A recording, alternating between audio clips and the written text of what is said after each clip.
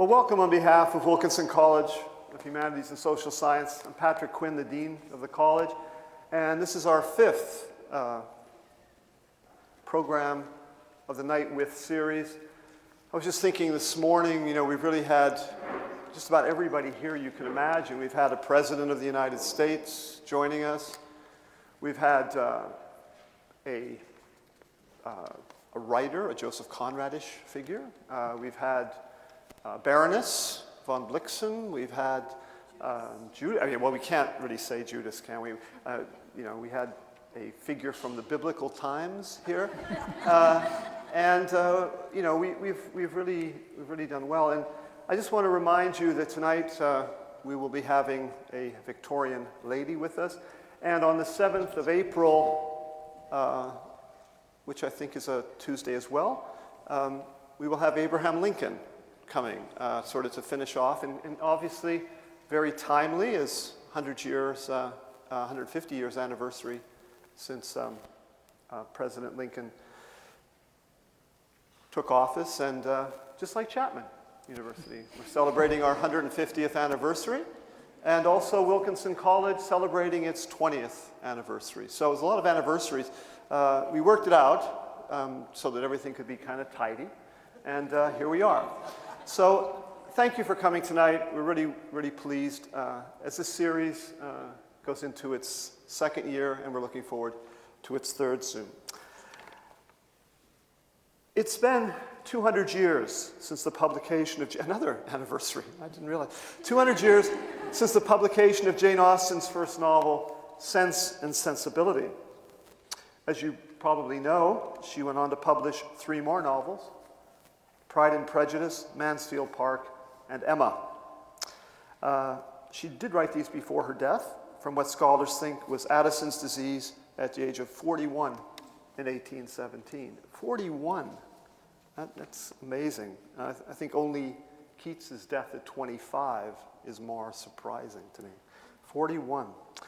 Anyway, her last 2 novels, Persuasion and Northanger Abbey, were published by her brothers after her death. And Jane Austen's novels are more famous now than they were during her lifetime, and they are continually translated into plays, films, and written sequels. There are thousands of members of Jane Austen societies throughout the world. Jane is an industry. Let us suspend our disbelief for the next hour or so and imagine what she might think if she were to visit us now and have a conversation with one of her current fans. We have to put ourselves into that suspension disbelief.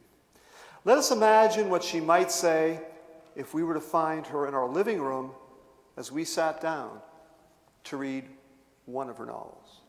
Jane?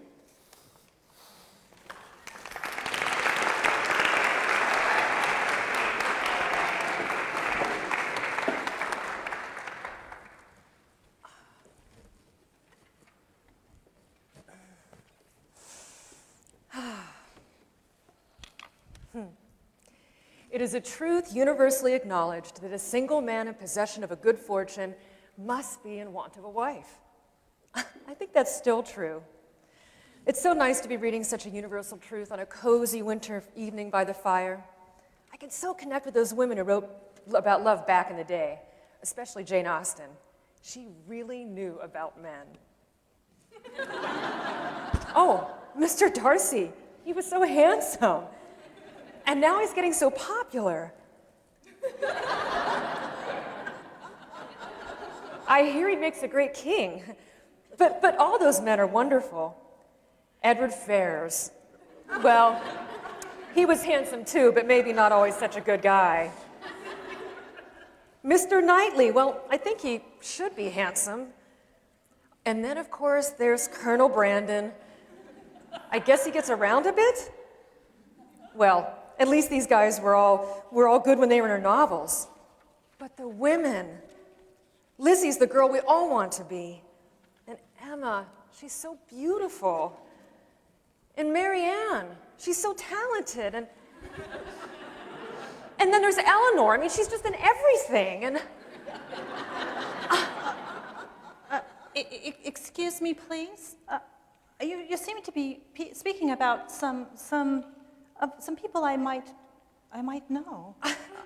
Are these acquaintances of yours? You must be Jane Austen. I was just reading some of your books and thinking about all the others.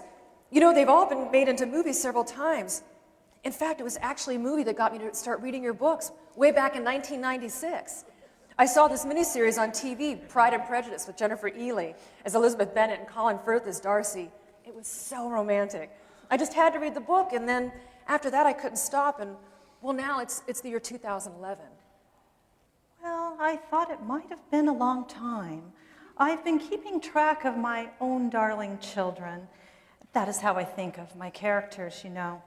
But I did not realize it had been 200 years since I first published Sense and Sensibility. At least it will be 200 years in the autumn, I believe, when the first edition was in the bookshops and the lending libraries. I realize that my books are still in print, but you say they've actually come to life? Oh, no, not alive. They're actually actors performing on the screen. Well, I guess it would be like a play, but captured by film or video, so that the same acting can be performed and viewed over and over. In fact, many people have these little screens called televisions in their homes and machines that allow them to view the same movie many times. Well, here, let me show you. It's lovely. Come on, catch up. Just over that way. Field full of rabbits. Rabbits. Yes, you do.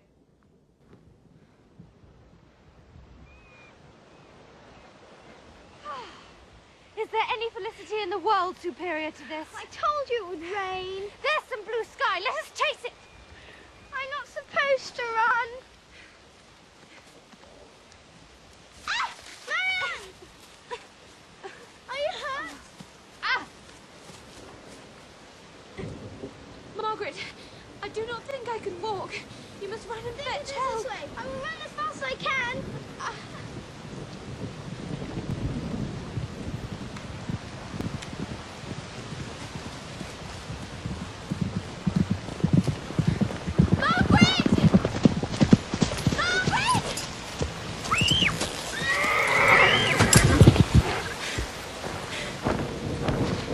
Don't be afraid.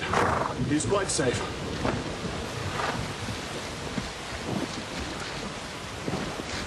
Are you hurt? Only my ankle. May I have your permission to ascertain if there are any breaks?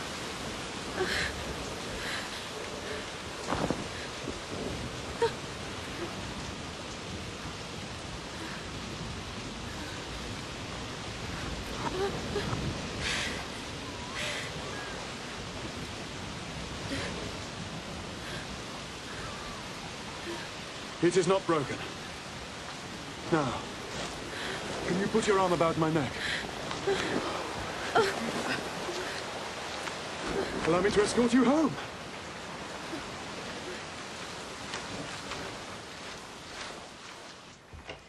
Lost. She fell over. She fell down and he's carrying her. Marianne, my darling. Are you all right? It's a twisted ankle. Do not be alarmed, Mamma. Please place it I can assure you it's not serious. I took the liberty of feeling the bone and it's perfectly sound. Sir, I cannot even begin to thank you. Please do not think of it. I'm honoured to be of service. Please, will you not be seated? Pray excuse me, I have no desire to leave a watermark. But permit me to call tomorrow afternoon and inquire after the patient. We shall look forward to it. You're most kind. I'll show you out. Thank you. Margaret, give the gentleman his hat. Thank you. His name. Please, could you tell us to whom we are so much obliged? John Willoughby of Allenham at your service, Mark. John Willoughby of Allen. What an impressive gentleman. He lifted me as if I weighed no more than a dried leaf. Is he human?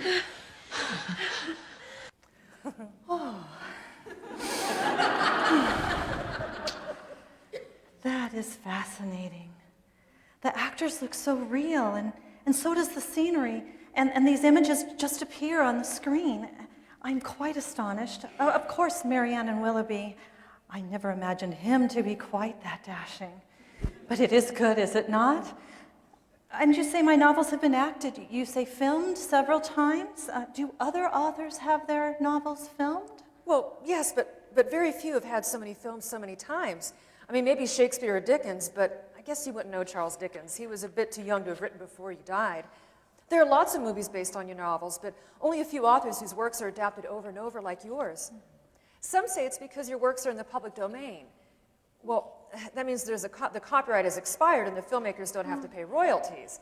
But there are many writers in your same position that don't have so much attention made by filmmakers. I think it has more to do with your characters and your plots. I think I actually know a Mrs. Bennet and Mr. Collins in my own life. Well, anyway, the first big film was made in 1940, starring Greer Garson and Laurence Olivier.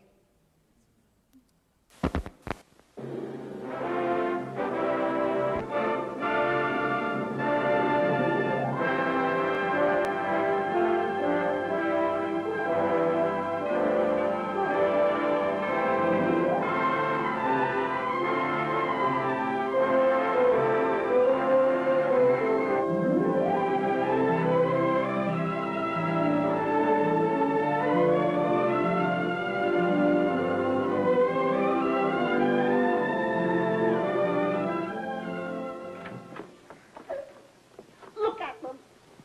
5 of them, without dowry. What's to become of them? Perhaps we should drown some of them at birth. I'm glad you didn't drown me, Papa. Much too nice just being alive, even if I never have a husband.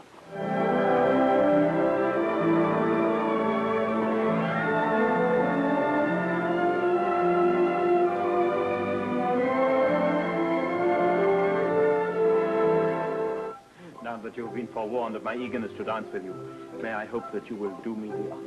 I am afraid that the honor of standing up with you, Mr. Darcy, is more than I can bear. Pray excuse me. The loss is mine, I'm sure. An unhappy alternative is before you, Elizabeth. Your mother will never see you again if you do not marry Mr. Collins. And I will never see you again if you do. Do you know what you're saying? Yes, my darling. I'm asking you to marry me. What did you say to him? What did I say? What did I say?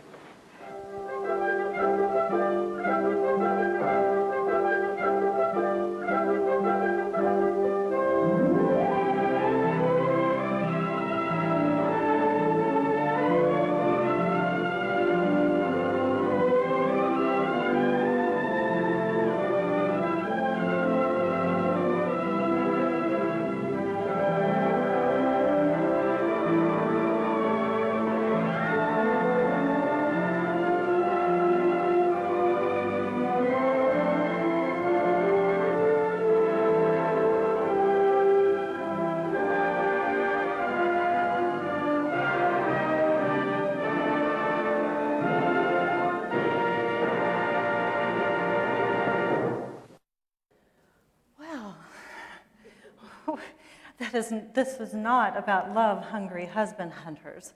Of course, they had no choice but to marry. What else would they have done? Mrs. Bennet, as horrid as she often was not wrong, you see, in thinking that her daughters needed husbands, and with the entail situation as it was, and Mr. Bennet not saving any money for increasing their portions, it was not likely that any of those girls would marry well. I always thought it was quite fun the way I made Mr. Collins so unpleasant, and also the most likely to marry a Bennet sister. It does show, do not you think, that it was quite a desperate situation? My words, a single man in possession of a good fortune must be in want of a wife. You see, comes from Mrs. Bennet's perspective. A mother needing to find provisions for her 5 daughters, and it pertains quite literally to a man like Mr. Collins, the man no one really wanted to marry. Those words, of course, were not meant to be taken literally. However, I believe that some women, Charlotte Lucas, for example, were just that desperate. So maybe Charlotte was a husband hunter, but Lydia and Kitty, they were just flirts. They had no idea what they were up to. I do not even think that Lydia realized until many years into her marriage that she had saddled herself with a rogue. But beyond my darling P&P, have there been other movies? Well, not too many until the 1980s when the television began to broadcast many classic literary pieces and multi-part dramas. All of your novels were filmed, but to be honest, I didn't really like them. They were too serious, too dry, and they had some problems with production quality, small budgets. But in the mid-1990s, there was an Austen love affair. It began with the British production of Persuasion and a modern version of Emma called Clueless, and then Sense and Sensibility and the miniseries of Pride and Prejudice, all in 1995, and 2 more Emmas in 1996. Mansfield Park was released in 1999, and Bridget Jones' Diary, which is a modern take on Pride and Prejudice, came out in 2001, and another Pride and Prejudice in 2005. Then, the BBC decided to remake all but Pride and Prejudice again between 2007 and 2009. Well, now there's an Indian version of Pride and Prejudice and Emma, and a Latin take on Sense and Sensibility has just been released called From Prada to Nada. It's about 2 Latina sisters who have to move from wealthy Beverly Hills to a poor neighborhood in East LA after their father dies. Should I go on? No, I do wish I could reap a few shillings from all of that activity. And you mean they need pay no one for the copyright? The writer never has had much power. But then again, at first, I had little ambitions to be an authoress. I wrote for my pleasure, and for the pleasure of my family and friends.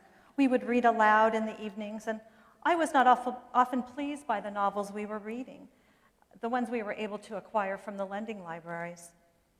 We could predict the outcome after the first several chapters. And the characters, especially the women, they were not real to me. I wanted something better, something that would reflect the world I was observing, something that would comment on the folly I could see in the people around me. I would sit at a little table in the parlor, just like this,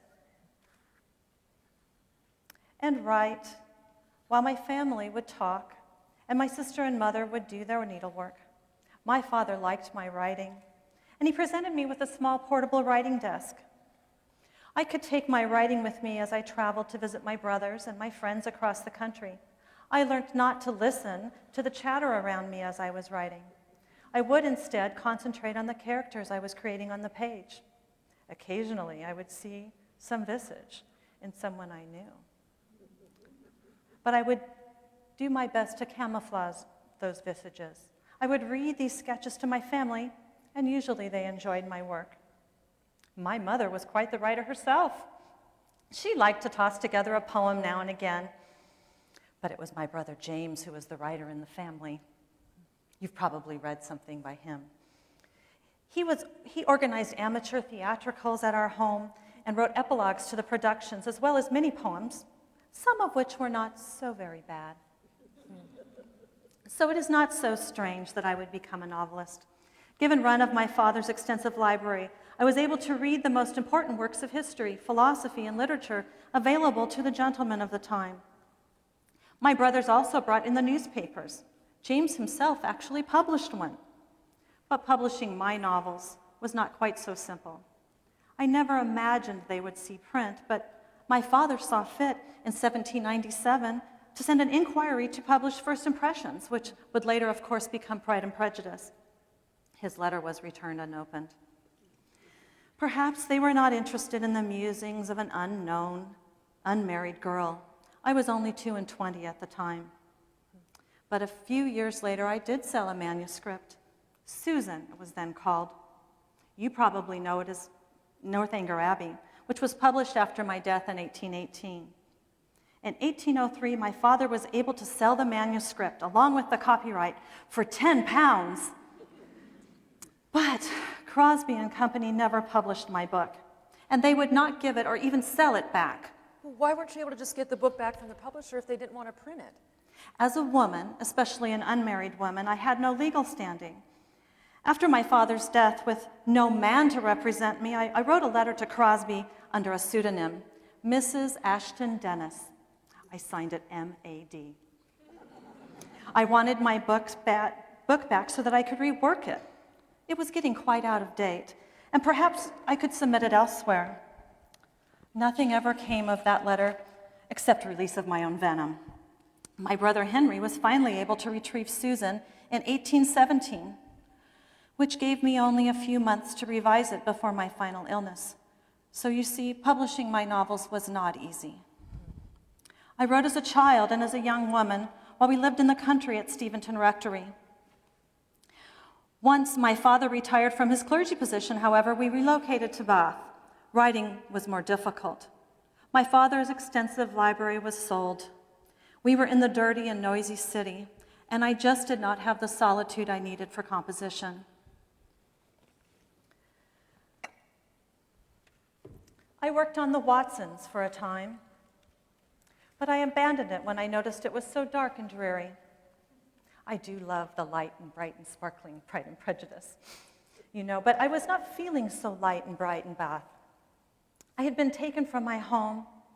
I do not blame my father and my mother since they needed to retire from the drudgery of their lives, but I was not ready for retirement myself. And Bath was just not the fashionable place it had been when they were young. It was something like a place you have here in California. I believe you call it Palm Springs. It was a place for the invalid to retire or to rest. Not really a place for youth and vitality. Then my father passed away, bless his soul. My mother, my sister, and I were alone with little to live on. The church only provided a pension while my father was alive. There were no provisions for the widow or for the children.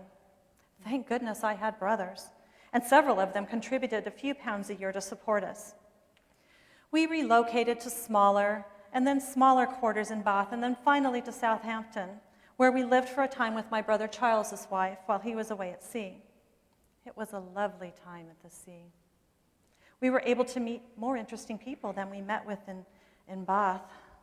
I know what you mean. I read in your lost memoirs that were just recently published about a love affair. Someone you met in Southampton? It was nice to know that you may have had a real affair of the heart. Oh, no, I read that too. But there were no memoirs. I wish it were true, but there was no Lord anyone who was in love with me. I did meet someone in Southampton, though, and he did not survive. Cassandra, my dear sister, was certain he was the one for me, but alas, I was destined to write and not to marry. Cassandra was also destined never to marry. Her fiancé traveled to the West Indies in order to raise enough money to marry, but he died of yellow fever and was buried at sea. We Austen women were not successful in the marriage market. My brothers, however, did quite well. James, the eldest, took orders and assumed my father's post at Steventon upon my father's retirement. My poor brother George was next. He was what you might now call disabled, and we boarded him out. And then there was Edward. He was the wealthy brother. You see, because he was adopted at the age of 12 by the Knight family, a distant cousin of my father's. He inherited several estates and spent most of his life at Godmersham Park. Eventually, a small cottage on his large estate at Chawton, near my beloved Steventon, became my final home, but not until after his wife's death, after she died giving birth to his 11th child. I am not certain why Edward did not find a house for his mother and his two penniless sisters earlier, but I might assume it had something to do with Elizabeth and her thinking us too low to be helped. I will admit there is a bit of Elizabeth in my rendering of Mrs. John Dashwood in Sense and Sensibility. Henry, my favorite, if I can say so now, was the next. He was quite restless. Since he completed his studies at Oxford before he was old enough to be ordained, he enlisted with the Oxfordshire militia. Later, he owned a bank until it went bankrupt in the panic of 1815, and then he too took orders and became quite pious in his later years. He was married to our cousin, Eliza de Friede, who was 10 years his senior. She was a countess of sorts, had been married to a French count until he was guillotined in the Terror. Her godfather, maybe even her natural father, we'll never know, was Warren Hastings, the famous governor of the Indian provinces, whom my aunt met when she traveled to India to find a husband. Henry lived a full life. Francis, Frank we call him, was in the Navy. He entered the Royal Naval Academy in Portsmouth at the age of 12. Became a full admiral in 1848 and was promoted to Admiral of the Fleet when he was 89 years of age. Charles, my youngest brother, was my playmate as a child. He also joined the Navy Academy as a midshipman at 12 and rose to become a rear admiral, capturing several prizes in the wars with France, leaving him a comfortable retirement. As I mentioned before, we lived for a time with Charles's wife Harriet at Southampton while he was away in the West Indies. That is, until we were able to move to Chawton Cottage. And it was at Chawton that I could write. I would sit in the back parlor at a little table and write all morning after I had played a few tunes on the pianoforte. There was a squeak in the door entering the parlor, so I knew when someone was coming, and I had time to hide my novels under the blotting paper, pretending to be writing a letter instead of a novel. Many times the servants offered to oil the hinges, but I would not have it. I needed to have fair warning. So you would pretend to write letters, and I'm sure you wrote many. We don't do so much of this anymore now that we have modern communication devices like the cell phone and email and text messages and, I'm sorry, you see, we talk on these little boxes to a person really far away, as far as Australia, and they can hear us and answer. Or we can tap these little buttons, you see, it's called texting, and we can send a written message, or we can send one on an even larger one called a computer. Well, this way we're able to stay in touch with our loved ones in a moment, but there's often no record of our correspondence. To be honest, I would be delighted to have no record. In fact, I asked my sister Cassandra to destroy a good deal of our correspondence after my death. I was not famous by any means, but my brother Henry did not keep my authorship much of a secret. He was so proud of me and would hint and even outright tell people about his clever sister Jane. I really do not blame him. I was proud of my work also. But I was not willing to share my private thoughts with the public. There was not so much in those letters, however, as you might suspect, since Cassandra and I were not often apart. We were able to speak in person much more often than we corresponded by letter. So when you were apart, where did you go? I mean, who did you visit? Oh, well, we did not travel so very far from our home, and we never traveled alone. We needed the service of our brothers often to convey us from place to place. Remember, Catherine Morland had to travel on her own from Northanger Abbey to Fullerton, and it was quite scandalous. What horrid adventures might have occurred along the way? We all know from Mr. Richardson's and Mrs. Burney's novels just how vulnerable young women could be. Even the perception of her virtue is lost. There's no hope to ever recover it. But it would have been nice to be able to travel alone and on short notice as men could do. This was a particular problem one day in December of 1802 when Cassandra and I were visiting Manydown Park and needed to get back to our home in Bath on short notice. We were on an extended visit to stay with our particular friends, the Big Sisters. Their youngest brother, heir to their extensive estates, was Harris Big Wither. He took on the second name, as did his father, in order to pay homage to the Wither family, cousins from whom the estate was acquired. Harris was a large but stammering young man, several years my junior. I believe I was unusually polite to him and included him in conversations because I could not bear to see someone quite so awkward among company. Perhaps he took that to heart because one evening he proposed marriage to me. I was shocked and so bewildered that I accepted. I knew immediately that I'd made a colossal error. Yes, my mother and sister and I would be able to live in the grand house and amongst our most particular friends, but to live with him? I did not sleep that night, and in the morning I broke the engagement, and perhaps his heart for a time. We could not continue to stay at the house, of course, but we could not travel all the way to Bath on our own. We fled to my brother James's at Steventon, begging him to convey us to Bath the next day. This was an inconvenience for him, but it could not be helped.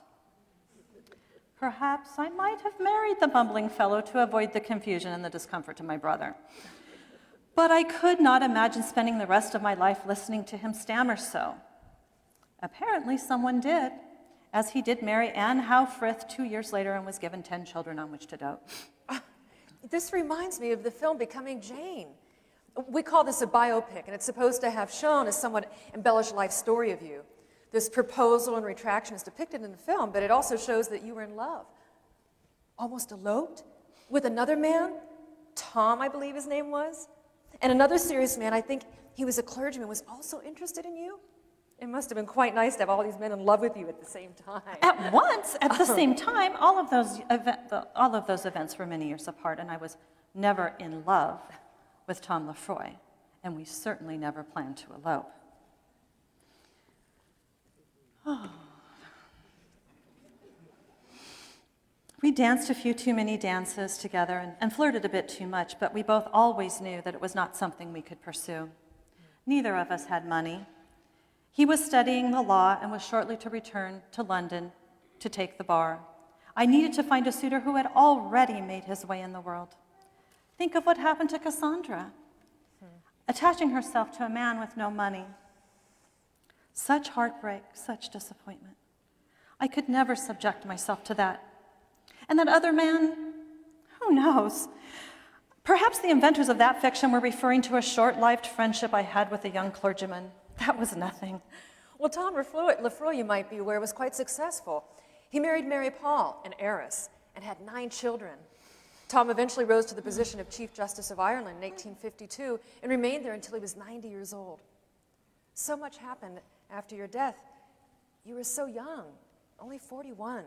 And 2 of your books weren't even published until after your death. Yes, I am pleased to know that my brothers took to publishing Persuasion and Northanger Abbey straight away after they put me in the ground. I'm not quite sure how to interpret that. Either they wanted to memorialize me and they just wanted to be done with me. But with the perspective of time, I can see that it was a good decision. You mentioned a movie of Persuasion. Mm-hmm. How did that fare? And what about Northanger Abbey? Was it good? Was it popular? Well, as I mentioned, Persuasion was one of the first films of the mid-90s craze, and it was first shown on British television and then in American theaters. It was what we call limited release, however, which means it was primarily shown in art houses, since it was considered a little bit highbrow for American audiences. Highbrow? My little Persuasion? How flattering. And an art house. That sounds lovely. I noticed in Mr. Chapman's edition of my book that he chose to reprint the first ending I wrote, I imagined, the one where the Admiral asked Captain Wentworth to acquire if Anne is engaged to Mr. Elliot and in need of the estate. Do people read that? Well, in fact, some do.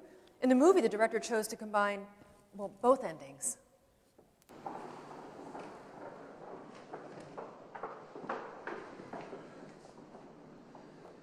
I have a commission from my admiral, and I must discharge it, though you may think me impertinent. But remember, I speak for him. The admiral is aware that everything is settled for a union between Mr. Elliot and yourself. It has occurred to the admiral that when you are married, it might be your wish to return to Kellynch Hall. And I have been charged to tell you that if this should be what you wish, the admiral will cancel his lease, and that he and my sister will find themselves another place. There, I've done my duty. Do you wish it? All you have to do is give me a yes or a no, and we are both released. The Admiral is too kind. Just say it. Yes or no. Why is everyone assuming that... Captain Wentworth. Lady Russell. You have an extraordinary ability to discompose my friends, sir. You have an extraordinary ability to influence her, ma'am, for which I find it hard to forgive you. That is quite nice.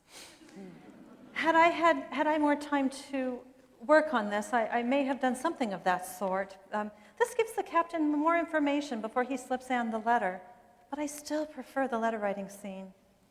It has so much tension. I think you may call it sexual tension. Oh.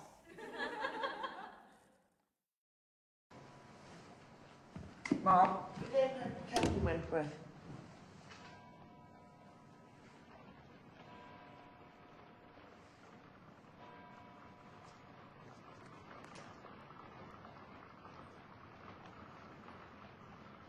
I can listen no longer in silence.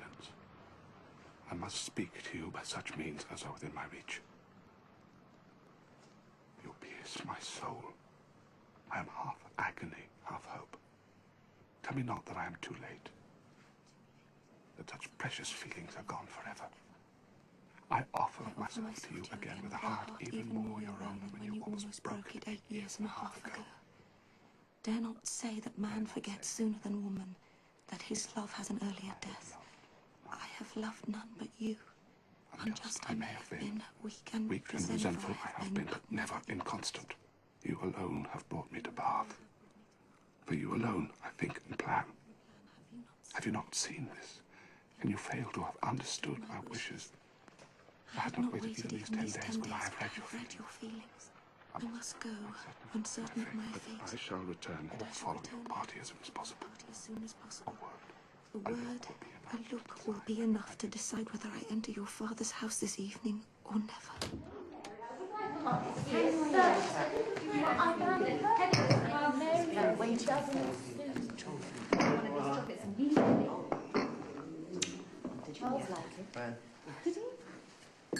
And is something the matter? Look at you. Oh, I feel a little vain, Mrs. Musgrove. I will go home if I may. Means, my dear, go home directly and take care of yourself so you may be fit for this evening. Yes. Charles, go and call a chair. No, I assure you, Mrs. Musgrove, I am well able to walk. That was lovely. But what about Northanger Abbey? I was concerned it was out of fashion at the time Henry retrieved it from Crosby and Company. How do people understand it today? Well, it's kind of a mixed bag. Some people really like it and others are confused. I think it has something to do with how you arrive at the novels. Those who start with Pride and Prejudice are disappointed with everyone who's not Lizzie. But I read Northanger Abbey first, I admit, because it was the shortest and I needed to read one of your novels for school by the next day. But I had just read some of the Gothics, Otranto and Udolpho, so I laughed out loud as I read your parody. In fact, I still giggle when I think of that scene with the laundry list in the chest. In the film history, however, it is interesting. After the big craze of the 1990s, Andrew Davies, the one who wrote the screenplay for the most popular Pride and Prejudice, sold a screenplay based on Northanger Abbey to a large production company. Well, after the lack of commercial success of Mansfield Park, however, they decided to scrap the production of Northanger Abbey and didn't sell the screenplay back to Mr. Davies for several years. It was finally produced as part of the television Masterpiece series in 2007. Does that sound at all familiar? Of course, just as my Susan was purchased and not published.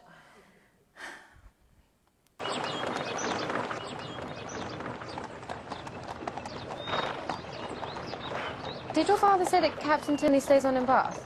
Yes? Oh. You're disappointed? You were hoping for my brother's company at Northanger, perhaps? No, not at all. That is, I should have no objection to his company. What is it? Come. I'm anxious about your brother and Miss Thorpe. I think he cannot know that she's engaged to my brother.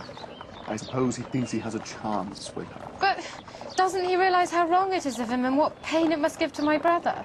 I don't think you should distress yourself too much, Miss Morland. Your brother should be returning to Bath very soon, and my brother should be leaving to rejoin his regiment. That will be the end of that. Now, look there.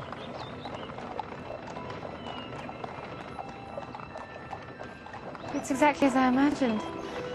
It's just like what we read about. Are you prepared to encounter all of its horrors? Horrors? Is Northanger haunted, then? Well, that's just the least of it. Dungeons and sliding panels, skeletons, strange, unearthly cries in the night that pierce your very soul. And vampires? Don't say vampires. I could bear anything but not vampires. Miss Morland, I do believe you're teasing me now. But I also say there is a kind of vampirism. No, let's just say that all houses have their secrets, and Northanger is no exception.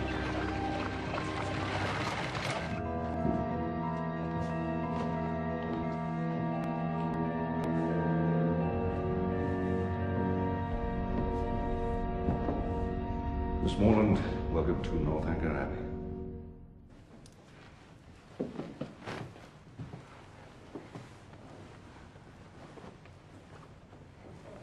I hope you will be comfortable. Do please, I beg you, make as little alteration to your dress as possible. My father is most particular about meal times. I'm sorry to have to ask you. No, it's quite all right. I'll see you in a few minutes then.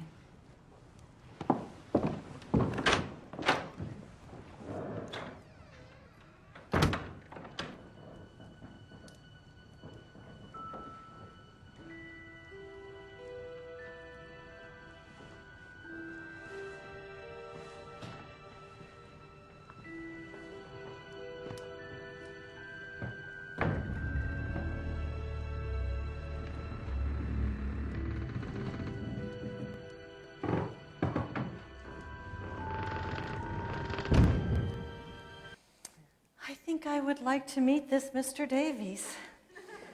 I think we would understand each other quite well. Perhaps the Gothic is just out of style and has seen its day. Oh, not at all. The Gothic and horror genres are very much alive, if you can pardon the pun. There's even a goth trend in fashion that has followers for over the last 20 years. They dress in black and powder their face white and wear black lipstick and nail color. They look absolutely dead. And there are even rewrites of your novels in the goth horror genre. You've heard, of course, of Pride and Prejudice and Zombies. Oh, a zombie? What is that? Well, this was just the beginning. There's a huge market out there for these monster mashup books, and at least you're listed as co-author. There's Sense and Sensibility, and the Sea Monsters, Emma and Werewolf, Mr. Darcy, Vampire Darcy Desires, Mansfield Park and Mummies. And... Why have you not mentioned my dear Mansfield Park before now? It is apparently still read since there are mummies?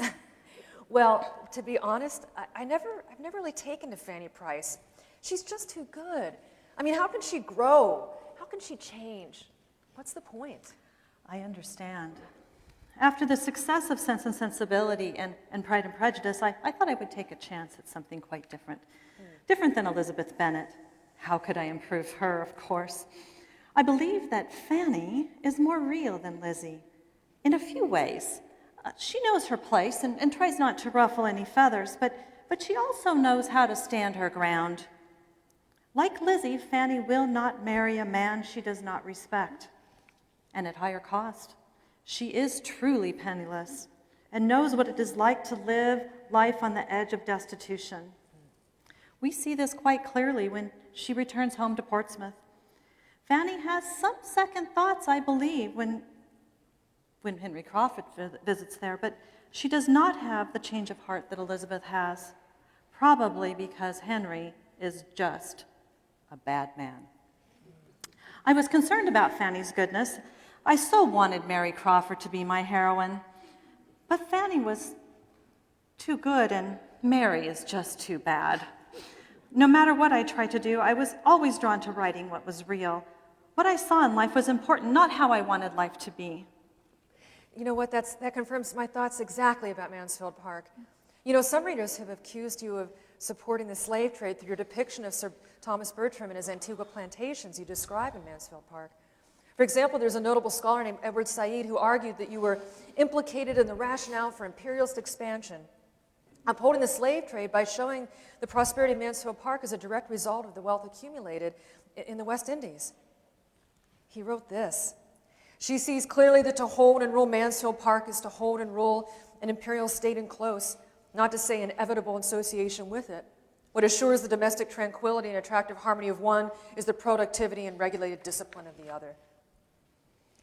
He seems to think that you were depicting Mansfield Park as the ultimate society, one that Fanny Price longed to join, but as I read Mansfield Park, I see a much different place. Forgive me, but were you really glorifying Bertram plantations in Antigua? Absolutely not. How could I? And what could I actually write about the slave trade or Antigua or even the wars against Napoleon? I was not there.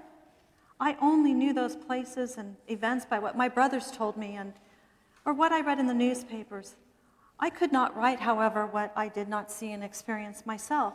As I wrote to my niece, Anna, when she was writing her own novel, she need not write about lands and customs with which she was not familiar.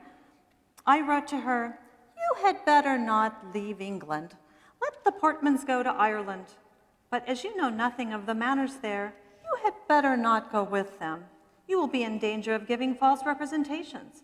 Stick to Bath and the Foresters. There you will be quite at home." What did Anna know of Ireland? What did I know of the West Indies or the slave trade or the wars? In response to my depiction of the Bertram family in Mansfield Park proper, perhaps Mr. Said didn't actually read my novel. Just as I suspected. It was a sad and corrupt family with a despotic and often absent father, a profligate heir, an inept mother, 2 silly daughters, and a meddling aunt. The only one with any sense was Edmund, and he was terribly outnumbered. Fanny arrives as a type of slave herself, a bit of a Cinderella, perhaps. She is there to serve and her aunts and to make her uncle feel benevolent. But no one but Edmund notices her until the other girls are away from the park. And as good as he is, Edmund does not notice she is in love with him until it is almost too late.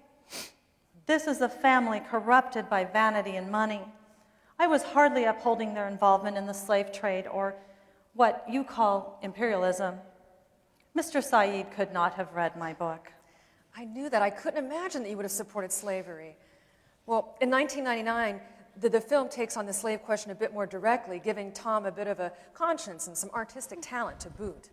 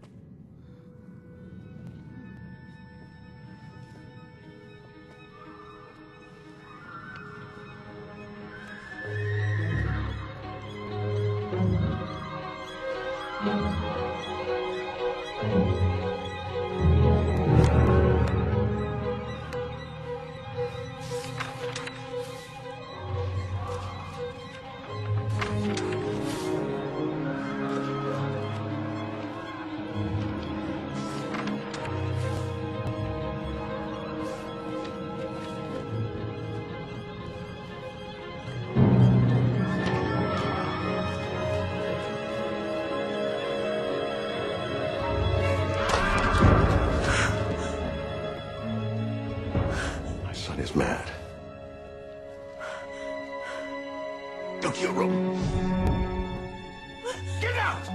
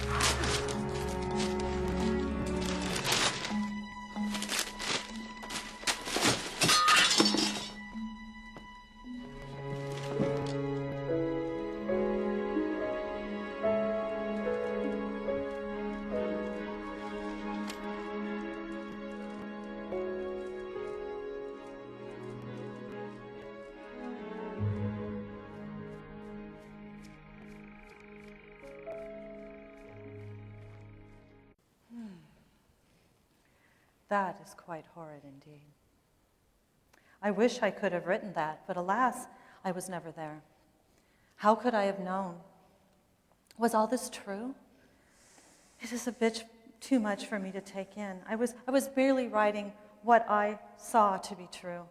The things I could address were those things around me, what I saw as real. It seems I stirred things up about with my Mansfield Park, but then I made another abrupt turn with the next novel. What do you think about my Emma? Well, I must admit, Emma's a character who's hard to like. I remember having an argument with my college roommate about Emma. She loved her and I hated her. I couldn't believe we read the same book. Then she got out the videotape of Clueless, and we watched it together in our room. I had no idea this was Emma. I so understood her as this kind of Cher in Beverly Hills. She just didn't have a mother to guide her, but she's a good kid after all. But seriously, I actually have a way normal life for a teenage girl. I mean, I get up, I brush my teeth, and I pick out my school clothes.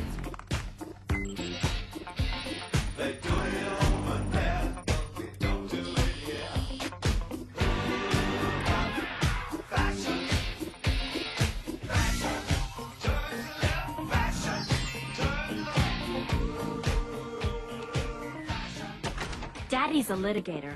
Those are the scariest kinds of lawyers. Even Lucy, our maid, is terrified of him. And Daddy's so good, he gets $500 an hour to fight with people.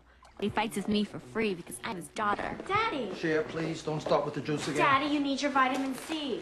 Where's my briefcase? It's been a couple months now, so I said we go out to Malibu. Don't tell me those brain-dead lowlifes have been calling again. They are your parents. And don't try to sneak me out of the office. Dr. Lovett's coming by to give you a flu shot. Oh, Josh is in town. He's coming for dinner. Why? He's your stepbrother. But you were hardly even married to his mother, and that was 5 years ago. Why do I have to see Josh? You divorce wives, not children. Here. Forget it. Did I show you the loped-out Jeep Daddy got me? It's got 4-wheel drive, dual-side airbags, and a monster sound system. I don't have a license yet, but I need something to learn on. Boy, they came out of nowhere. Here's where Dion lives. Oh, it does appear that Cher needed more guidance, as did my Emma. Yes, mothers are important. We've seen the missing mothers or the wicked stepmothers time and again in myths and fairy tales, but alas, with all those babies coming at almost yearly intervals, mothers do die. I remember writing a letter about my dear niece Anna Lefroy when she was with child. I wrote, "Poor animal, she will be worn out before she's 30. Childbirth was so very dangerous. I cannot imagine how my mother survived 8 lyings in, and Edward's wife Elizabeth delivered 11 children, but have died, of course, after the birth of the last. Mothers are important, but just having any mother at all might not be so good. At least Emma had Miss Taylor to raise her, and Anne had Lady Russell. They had their faults, but they did care and want the best for the girls. Think about poor Lizzie. She had a mother, but what a mother she was. To be honest, she's the mother I most enjoy." Well, Mrs. Bennet is always a good character on the screen. I think you'd really approve of what we've done with our interpretations. I would love to watch all of these plays. I mean movies. But no, I'm not sure I do want to see them. It might confuse the pictures I have in my mind of my darling children. I do love imagining them as real people. In fact, I was in London once, directly after the first printing of Pride and Prejudice, and Henry took me to an art exhibit. We looked at the various portraits at the Grand Exhibition in London, and I saw the very likeness of Jane Bingley. She was exactly herself, size, shaped face, feathers, and sweetness. There was never a greater likeness. She was dressed in a white gown with green ornaments, which convinces me of what I always had supposed, that green was a favorite color with her. I assumed Mrs. Darcy would be in yellow, but I was disappointed. But after viewing both the exhibit and the display of Sir Joshua Reynolds, there was nothing like her. No Mrs. Darcy. I can only imagine that Mr. Darcy prizes any picture of her too much to like it should be exposed to the public eye. I suppose I am much like Mr. Darcy. I do not think another person can capture the likeness that exists in my mind's eye. Oh, but we'd love to see your characters come to life on the screen. Well, beyond the films, there have been many novels written and published inspired by your books. One was about a monthly club where they read and discussed nothing but your books. A film inspired by that novel was quite successful. I also read a couple of novels that imagine a woman of our time switching places with a woman in your time. And based on these novels, there's now a regular video series on the internet. Well, that's another type of movie that I can watch on my computer. It's called Sex and the Austen Girl. I'm sure you would enjoy these. And then, of course, there's the Jane Austen societies.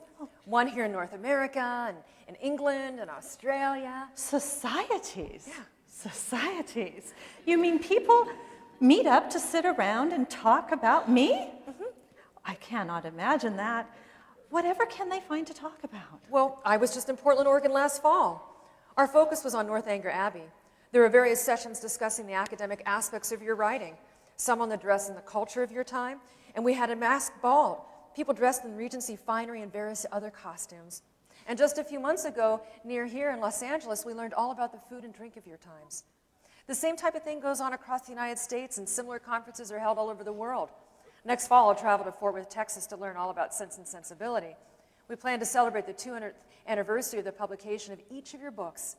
Sense and Sensibility this year, Pride and Prejudice in 2013, and in 2014 we will travel to Montreal, Canada to celebrate the publication of Mansfield Park. I am all amazement. To travel so and to meet with friends and to discuss books, it must be the greatest felicity. But how to afford all of that travel? I did make some of my own money, although it was rather unladylike to admit it. Can you believe that Mansfield Park was more profitable than Pride and Prejudice? But the second edition did not sell as well, and I had to recoup the losses with my sale of Emma. I believe I earned well over 500 pounds with the sale of all of my books. That is before my brother sold the rights to Persuasion and Northanger Abbey after my death. But considering what P&P has made for other people since its publication, I do wish I were able to see some of that pewter. I think perhaps that art house release of the movies is similar to publishing my books anonymously by a lady. This gave me a bit of privacy, but I would have liked to be able to be as respected and well known as Walter Scott. He liked my Emma, you know, and even wrote a review of Pride and Prejudice. That young lady has a talent for describing the involvements and feelings and characters of ordinary life, which to me is the most wonderful I ever met with. The big bow-wow strain I can do myself like any now going, but the exquisite touch, which renders ordinary commonplace things and characters interesting from the truth of the description and the sentiment, is denied to me, he wrote. We women just did not have the opportunity to have our say quite enough. I let Anne Elliot say what I was feeling. Yes, if you please, no reference to examples in books. Men have had every advantage of us in telling their own story. Education has been theirs in so much higher a degree. The pen has been in their hands. I will not allow books to prove anything. A lady was not able to write honestly about her life. I wanted to laugh at people, but I also wanted to reveal what life was like for us without pontificating. I am hopeful that some of those messages were clear. Well, I don't think it was clear to everyone at first. To be sure, Virginia Woolf, a woman who wrote in the early 20th century, was aware of your ideas. In fact, she wrote this about you. Here was a woman about the year 1800 writing without hate, writing without bitterness, without fear, without protest, without preaching. That was how Shakespeare wrote. But your subversive messages have only been understood in the past 30 or 40 years. There are still some readers who think you're merely writing about those husband-hungry girls looking for the richest mate. But I don't think they're reading so carefully. Many modern readers do understand that you were not in full support of the status quo, at least where women were concerned. For example, in Emma, I think you make it quite clear how you feel about female servitude with your character Jane Fairfax. When she is so reluctant to go into the governess trade, you have her equated to the slave trade. Yes, even Mrs. Elton had a difficult time understanding this reference, but she was not one to look carefully into anything. She was living on the surface of things with her caro sposo and her 10,000 pounds. What I meant was that even in such an enlightened country as England, where we outlawed slave ownership, we still gave talented, educated women, such as Miss Fairfax, few choices but to raise other people's children, a form of servitude not too far from slavery. She tells Mrs. Elton what she thinks as she indicates how she will find herself a governess position. There are places in town, offices, where inquiry would soon produce something, offices for the sale, not quite of human flesh, but of human intellect. Just think, Jane Fairfax would not have the option to live in an independent way at any time. To be sure, her grandmother and aunt were not in such a good way, but they could choose how they filled their days to a certain extent. A governess would spend her time teaching little girls to sing, play an instrument, sew, and speak French, and to be just about as useless as she was herself. That is perpetuating a bad thing. At least I had my father's extensive library for the first part of my life. I could read what I wanted, discuss history and politics with my brothers, and write my own versions, however childish they might seem today. It seems now that my novels have stimulated an ongoing discussion about many things. I could never have dreamt that this would or could ever happen, but I am gratified that my own darling children have stayed alive. I died with no heirs, but my imaginary children, my characters, and my books appear to still be living. It is unfortunate that I cannot reap some of the royalties from all of these translations of my stories and my offspring. But alas, one does not control what one's darling children do after one is dead and gone. I am amused and quite content that they live on, at least in your imagination and the imaginations of all of you. I may have died childless and almost penniless, but I feel absolutely rich to know that my novels and my characters live on.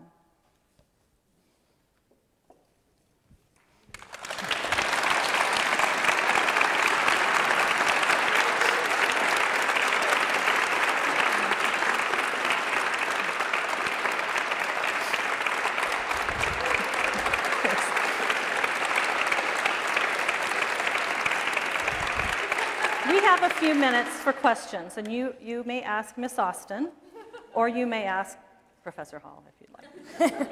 And I'd be happy to, I'd need to repeat the questions so that we can pick this up on the microphone, but I'd be happy to take questions from anyone. If not, we answered all of your questions. There's a question back here. Excuse me? Who is my favorite Darcy? Miss Austen's favorite Darcy or Professor Hall's favorite Darcy? I probably will be strung up a little by my Jane Austen Society friends because it's not Colin Firth.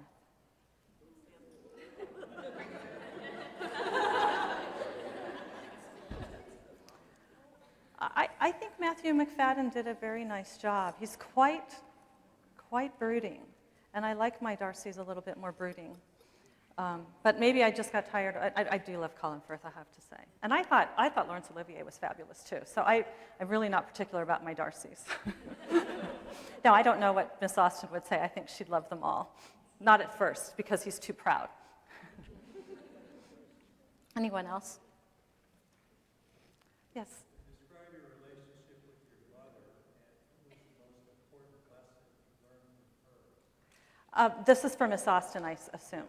Okay. My mother's not here, Professor. He asked, describe Miss Austen's relationship with her mother and what type of influence that she had from her mother. My mother spent a lot of time on the sofa. She was ill quite often. She found herself to be ill when it was necessary to not go places often.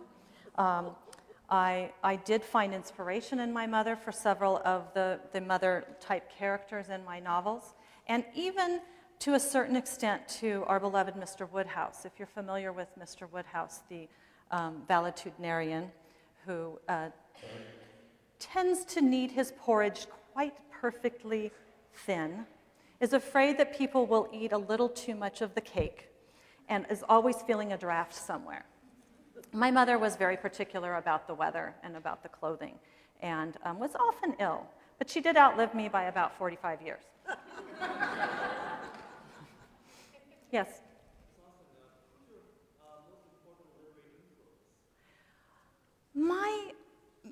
He's asked Miss Austen who her most important literary influence is. My most important literary influence is probably Mr. Richardson, Samuel Richardson. My favorite novel was Sir Charles Grandison. However, I did like Tom Jones, although it was not quite ladylike to admit it. I read it several times, and my friend Tom Lefroy and I read it to each other a few times. But that's a secret. So don't tell. Yes? Professor Hall, if Jane Austen were writing today, about what would she write and who would she be compared to? Ooh. Good question. Never thought of that. If Jane Austen were writing today, what would she write and with whom would she be compared? Is that what you've asked? Okay. Wow. I think she would write about families, quirky families, families that she found among all of you. And I think she might be compared to someone like Ann Tyler, writing in Baltimore about the quirky families in Baltimore. That would be my best comparison to Jane Austen now. If you haven't read Ann Tyler and you like Jane Austen, there are about 15 novels. You can just start diving into them. I would start from the beginning and move all the way through. I have one on my table. It hasn't been read yet. It's not quite done. Is that enough? Well, thank you all for coming and spending a little time with one of my favorite aunts, Aunt Jane. Thank you.